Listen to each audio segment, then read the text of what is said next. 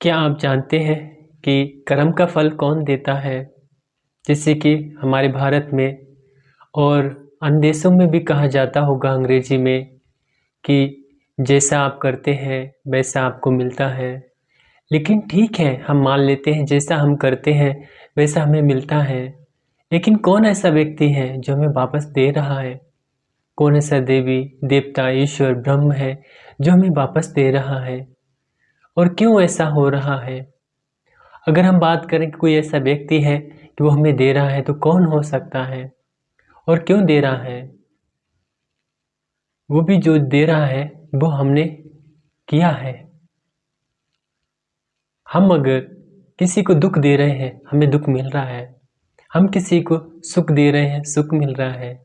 हम किसी को धन दे रहे हैं धन मिल रहा है। जैसे कि आप देखते हैं कि बहुत से लोग हैं उनके पास सारी चीज़ होते हुए भी फिर भी वो परेशान है, दुखी है, टेंशन में है। क्यों ऐसा है? क्योंकि उन्होंने दिया है। कुछ लोगों के पास सब चीज़ होती है, पैसा, गाड़ी, बंगला, अच्छे घर बार, बीवी, बच्चे, सब कुछ अच्छे होते हैं। लेकिन कुछ लोगों के पास पैसा है, धन है, लेकिन अच्छी बीवी नहीं। किसी के पास अच्छी बीवी है लेकिन पैसा धन नहीं है। किसी के पास बहुत सारी चीज़ें हैं लेकिन शांति नहीं है। क्यों ऐसा होता है? क्योंकि हमने जैसा दिया है वैसा हमें मिल रहा है। चाहे फिर आप हिंदू हो, मुस्लिम हो, सिख हो, ईसाई हो, बौद्ध हो, जैसा आप दे रहे हैं वैसा आपको मिलेगा।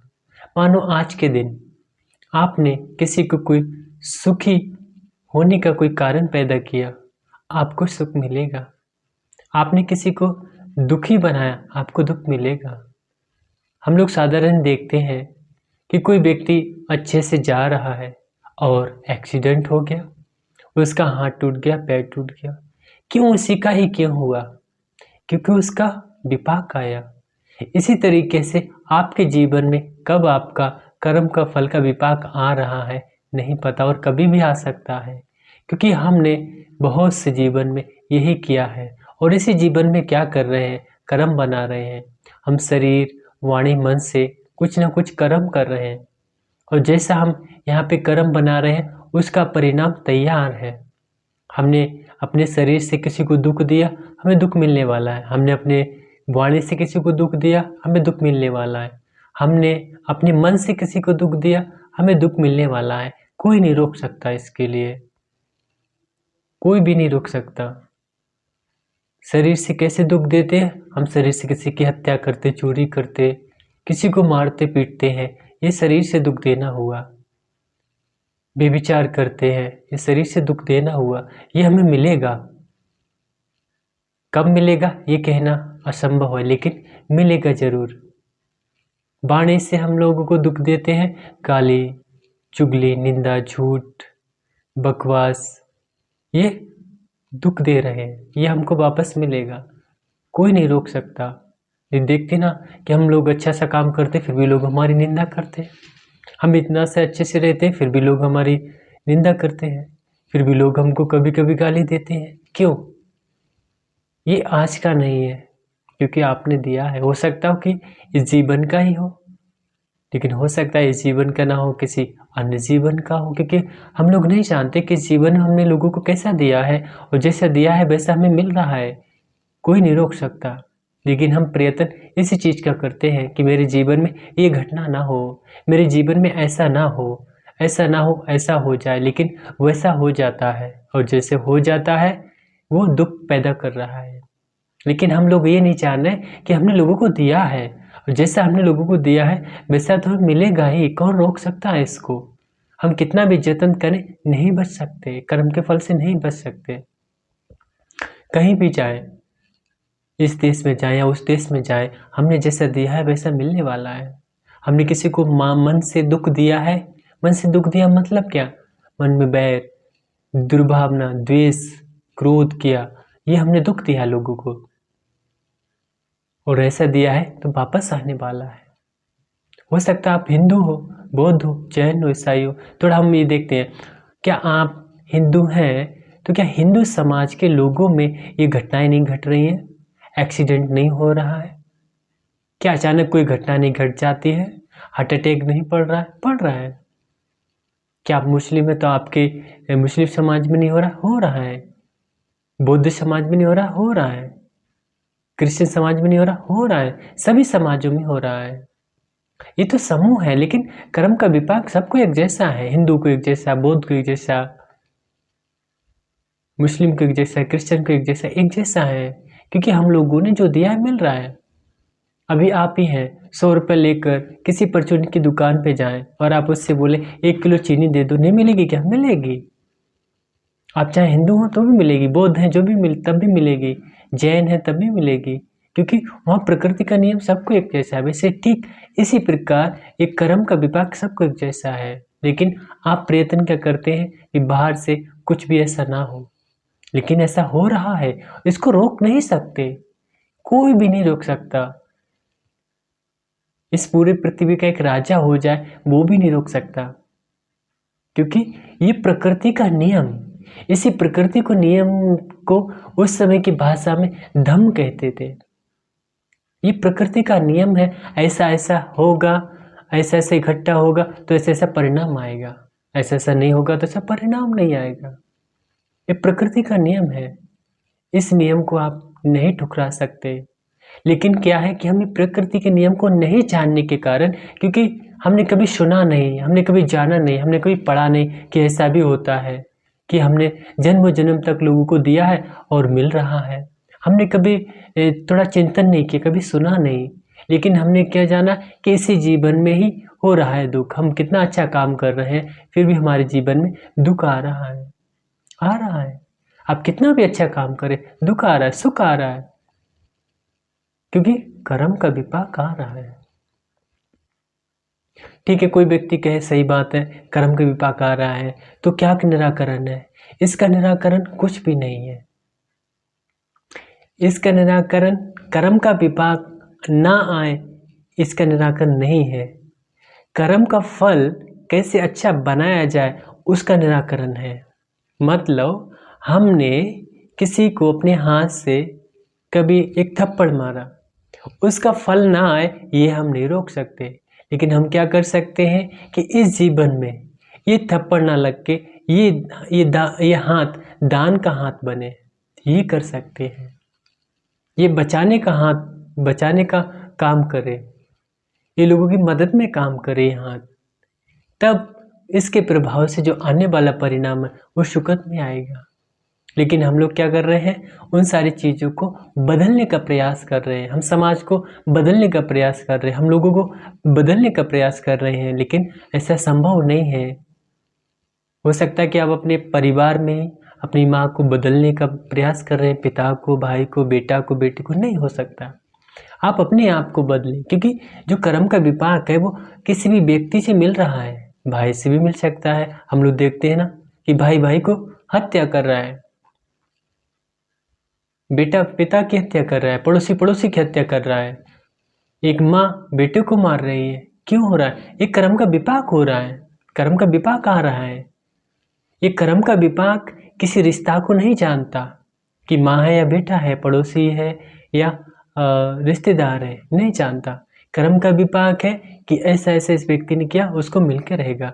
कर्म का विपाक ये भी नहीं जानता है कि आप हिंदू हैं, मुस्लिम हैं, सिख हैं, ईसाई हैं, आप भारत में रहते हैं या विदेश में रहते हैं, ये नहीं जानता।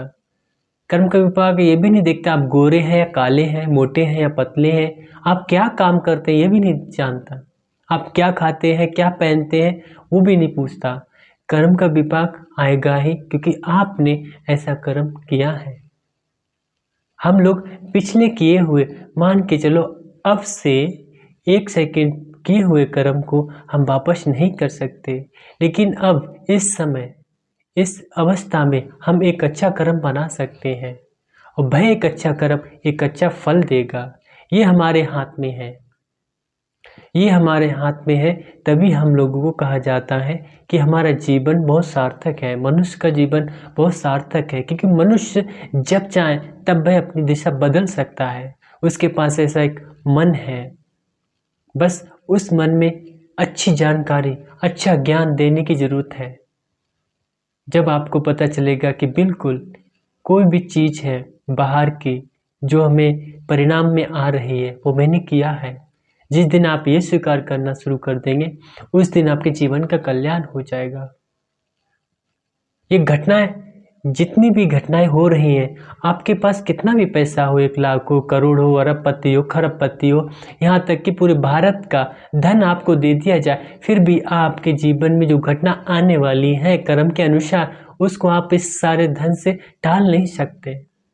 हो सकता है भारत के आप सबसे अमीर व्यक्ति हो, पूरे विश्व के सबसे अमीर व्यक्ति हो सकता है आप नेता हो, अब हो सकता है आप कोई सरकारी ऑफिसर हो सकता है कि आप किसान भी हो सकता है आप एक युवा लड़की हो, युवा लड़का हो, कोई भी हो।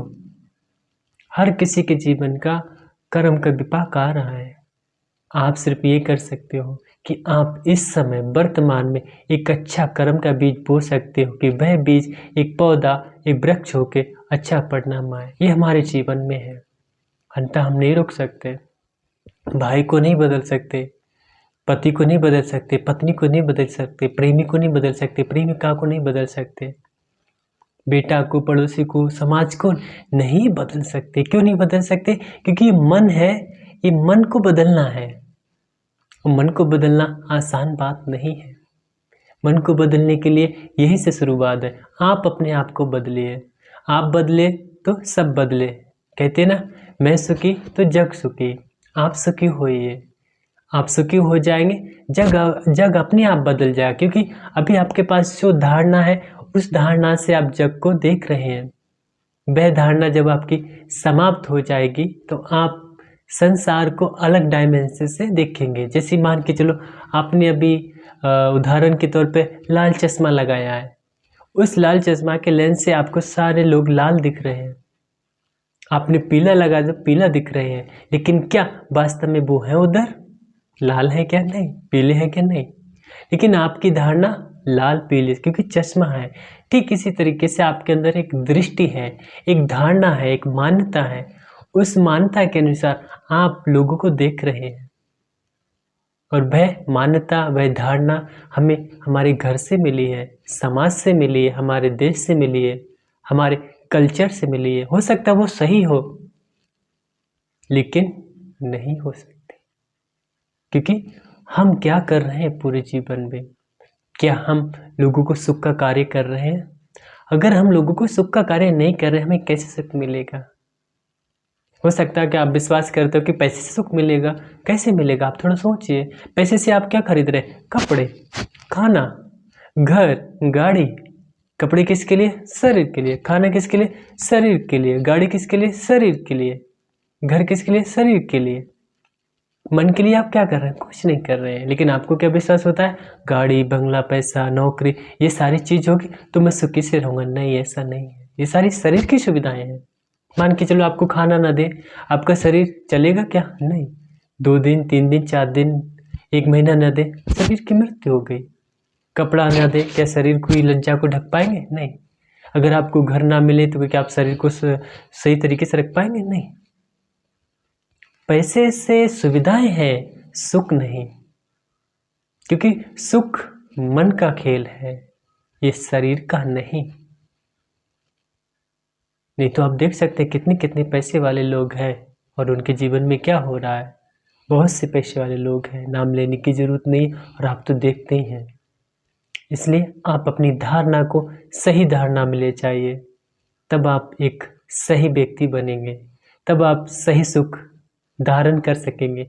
वह सही सुख मिलेगा कि आप ये स्वीकार कर लीजिए कि कर्म का विपाक मिलके रहता है और कर्म के विपाक को कोई रोक नहीं सकता।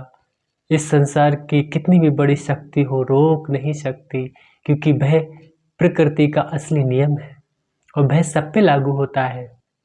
सब पे, हिंदू, बौद्ध, जैन, ईसाई, सब लोगों पे लागू होता है। किसी भी जात के हो, शूद्र हो, वैश्य हो, ब्राह्मण हो, क्षत्रिय हो, कोई भी हो, किसी भी नाम के आप पुकारने वाले हो, कोई भी कर्म कांड करते हो, कोई भी पूजा पाठ करते हो, ये कर्म का विपाक सबके जीवन में मिलके रहता है। हम लोग देखते बड़े बड़े बड़े से बड़े जो अपने भारत में जो अच्छे लोगों को सद्मार्ग दे रहे थे, वो भी लोग दुर्घटना से मारे गए। जो कर्म का विपाक है, आप इस जीवन में क्या कर रहे हैं वो महत्व नहीं है, लेकिन आपने क्या किया वो कर्म का विपाक आ रहा है। आप इस जीवन में कर रहे हैं उसका महत्व है कि आने वाले समय में उसका अच्छा ही विपाक आएगा। इसलिए आप इस चीज़ को चिंतन कीजिए। ये एक प्रकार का मेडिटेशन है। हो सकता है कि केवल इतने चिंतन से आपका मन बहुत बदल जाए और आपके सही दिशा मिल जाए, एक राइट दिशा मिल जाए, और तब आप जितनी भी घटना आपके जीवन में हो रही है दुखद, उससे आप सही रास्ते पे जा सकते हो, उससे आप बच सकते हैं। क्योंकि हमें रास्ता मिले कि कैसे है बचने का रास्ता, कैसे इन चीज़ों से बचा जाए, वो एक रास्ता है कि कर्म का विपाक को रोक नहीं सकता। हम अपने वर्तमान में अच्छा करना शुरू कर दें। अच्छा कैसे करेंगे?